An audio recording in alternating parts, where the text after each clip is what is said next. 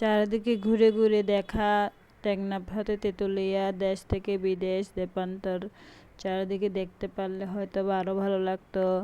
ঘোরাঘুরি আমার জন্য অনেক ভালো লাগে, আমি অনেক খুশি হই ঘুরতে পারলে। হ্যালো এভরিওয়ান, সবাইকে নমস্কার, আসসালামু আলাইকুম। সবাই কেমন আছেন? আজকে নতুন একটি ভিডিওতে আপনাদেরকে সবাইকে ওয়েলকাম।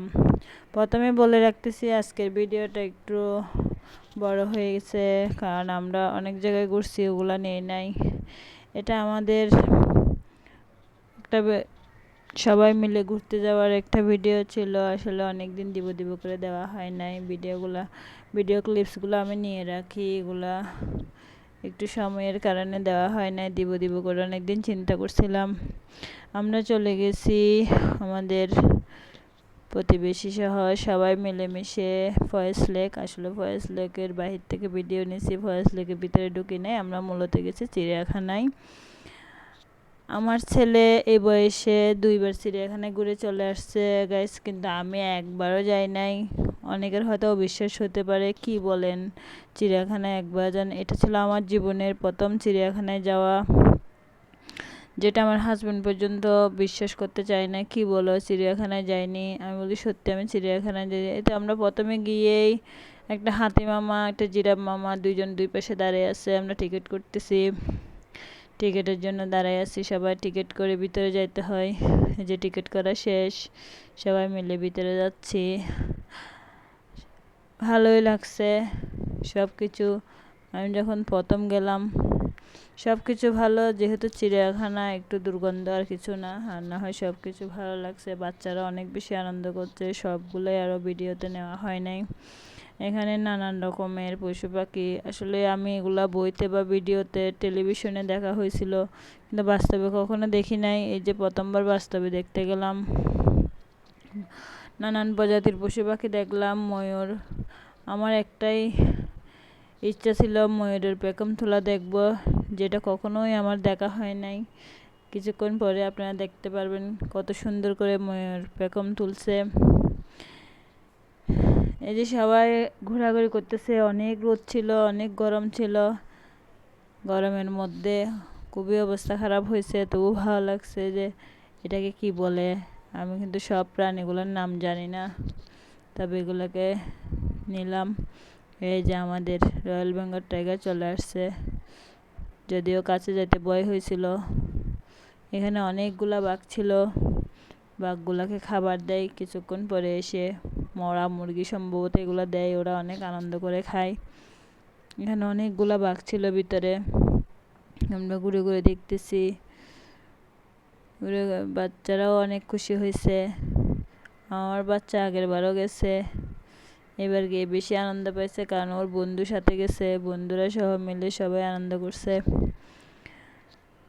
আসলে প্রত্যেকেরই বাচ্চাদেরকে একটু এগুলো দেখানো দরকার, প্রত্যেকেরই ঘোরা দরকার, যদি সামর্থ্যের মধ্যে হয়, যদি সম্ভব হয়। এমন না তো যে না পারলেও যাইতে হবে, এরকম কোনো কথা নাই। আমি পারছি, আরেকজনে পারে। আমি এত বছর কেন পারি নাই, এখন কেন পারলাম? এই যে একটা সাদা বাঘ, এটা হচ্ছে সাদা বাঘ। হয়তো বা অনেকেই যাইতে পারে না, অনেকেই যাওয়া সম্ভব হয় না, তবে তেমন কোনো কঠিন না। টিকিটের দাম বেশি না, সম্ভবত কত টাকা দিচ্ছিল, 20 টাকা। এটাগুলো হচ্ছে সাপ পাখির, দেখছেন যে একটা সাপটা কিন্তু অনেক বিষাক্ত সাপটা, এই জন্য এটাকে গ্লাসের মধ্যে রাখে। এটাকে গ্লাসে একদম বন্দি করে রাখে। উনি অনেক সতর্কভাবে এটা গাছের উপর তুলতে চাইতেছে, দর্শকদেরকে বিনোদন দেওয়ার জন্য। এই সাপটা শুধু পাথরের নিচে ডুবে থাকে, এই ভিতরে কাঁচের গ্লাসের ভিতরে। এই প্রাণীটা অনেক চিৎকার করে, মনে হয় যে একদম মানুষের মতো।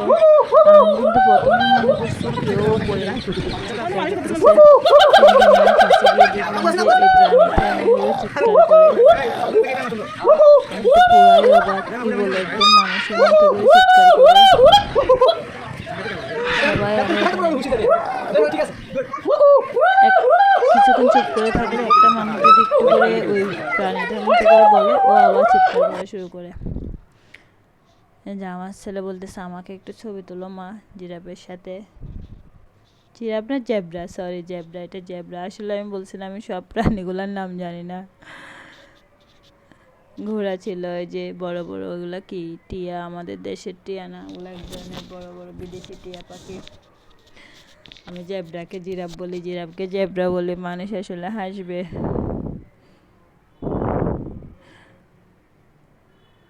এগুলো হচ্ছে সব আমাদের দেশি টিয়া পাখি। অনেকগুলো টিয়া পাখি এখানে একদম খাঁচার মধ্যে।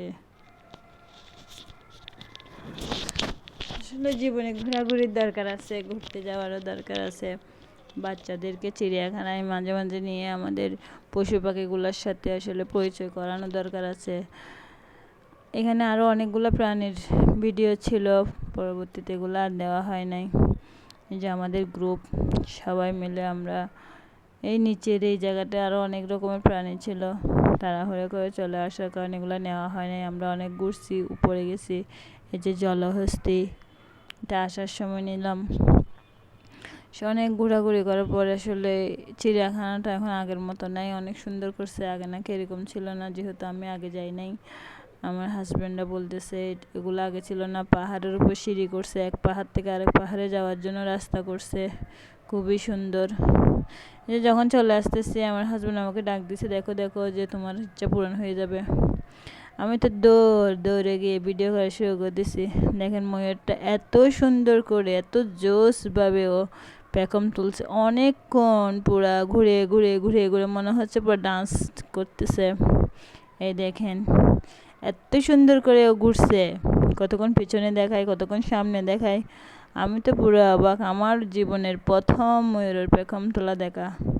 অনেকে হয়তো বা অনেকবার দেখছেন, কিন্তু যে কোনো জিনিস প্রথমবার দেখলে আসলে অনেক বেশি আনন্দ লাগে, অনেক বেশি ভালো লাগে। আমার এটা এত বেশি আনন্দ লাগছে, আমার পুরো চিড়িয়াখানা যাওয়াটাই আনন্দ হয়ে গেছে। মন খারাপ করে চলে আসতেছি যে আমি ময়ূরের পেখম তোলা তো দেখলাম না, চলে যাচ্ছি। আমার হাজব্যান্ড বললে ম্যাক করলে নাকি ময়ূরের পেখম তুলে, কিন্তু কি সৌভাগ্য, ওদিন কোনো ম্যাকও ছিল না, হঠাৎ করে এই ময়ূরটা পেখম তুলছে। সবাইকে তো আমি ডেকে ডেকে নিয়ে আসছি যারা আমাদের সাথে ছিল। আমরা আসলে এক হাইস গেছিলাম, প্রায় 14 জন, 13 জন নাকি 14 জন গেছিলাম। খুবই ভালো লাগছে বাচ্চারা সহ মিলে। তো আমার পুরা চিড়িয়াখানা ঘোরার পর এই লাস্ট মুহূর্তে এটা দেখে আমি খুবই আনন্দ পাইছি, এত বেশি আনন্দ পাইছি যে বলার বাহিরে। এটা আমার সারা জীবনের স্মৃতি করে রেখে দিছি আমি। আমার যেহেতু প্রথম ময়ূরের পেখম তোলা দেখা। অনেক সুন্দর করে ঘুরে ঘুরে এই যে ডান্স, কি সুন্দর ডান্স করে। আসলে মানে বিধাতার কি সৃষ্টি, কীভাবে একে সৃষ্টি করছে এত সুন্দর রূপ দিয়ে, আসলে বলা যায় না। প্রত্যেকটা প্রাণীকে প্রত্যেকের যার যার সৌন্দর্য তাকে দিছে। আমাদের প্রত্যেকের সৌন্দর্য প্রত্যেকের কাছে আছে, প্রাণীদের সৌন্দর্য আছে মানুষের মতো, এই যে খুবই সুন্দর। প্রত্যেকে ঘোরাঘুরি করবেন, প্রত্যেকের জীবনে আনন্দ বয়ে আসুক। আজকের মতো ভিডিওটা এখানে শেষ করছি। Bye bye.